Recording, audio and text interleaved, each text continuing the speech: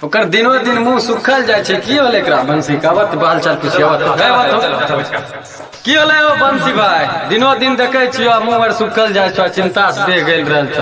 हमरो इन कुछ बतायल करो अंदर के बात तभिए ने। नहीं नहीं ऐसा बात कुछ होने छै। तोरा की होले बोलो न हमरा नहीं बोल दोस्त यार से ये ना नहीं बोलतो अगर मुंह मंगरी करके बोलबा नहीं दोस्त यार छिपे वाला बात छै। दिनो दिन देख रहल छियो तोरा कते बढ़िया रहो, अभी एक बगल में बैठल रहे छो कुछ नहीं बोले छो। की होला? अगर सुनबो न तो तोरो फीलिंग आबे लगता कथि सुनबो सुनबो तब सुने वाला बात सुनबे करबो। हां बैठ के सुन बोलो कहानी की सब होला।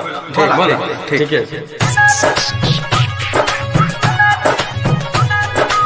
सुपर मोहिनी रिकॉर्डिंग स्टूडियो दिल्ली।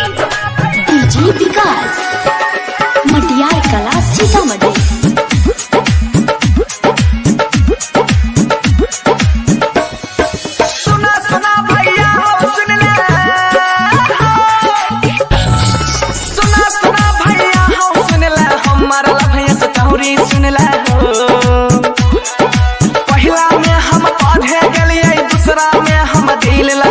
तीसरा में आई लव यू कहीं के, चौथा में हम चुम्मा ले लिए हो। सुना सुना भैया हो सुन ले डीजे विकास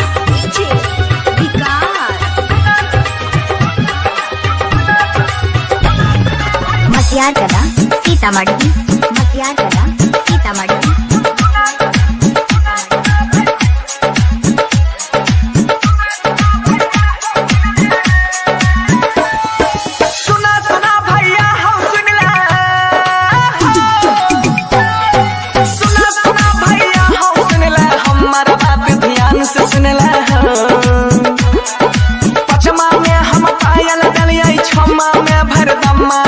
सतमा में साथे घुमाई के, अठमा में वठलाली डलिए हो।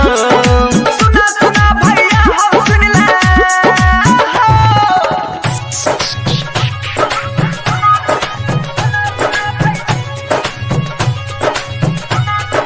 डीजे विकास मटियार कला। सुने सुने सोनवा रे सुन ले सुने सुने अंकित रही सुन ले बंसी धर के दहरद सुन ले रे। नौमा में नोयडरी भेलै, दसमा में दिल तोड़ दल कई, ग्यारहमा में हमारा छौरी, बारहमा में बेरबादी कल कई रे। सुने सुने मानिस रे सुन ले एकरा खातिर त हमर बीए बर्बाद भाई। अरे बरगाई त भारी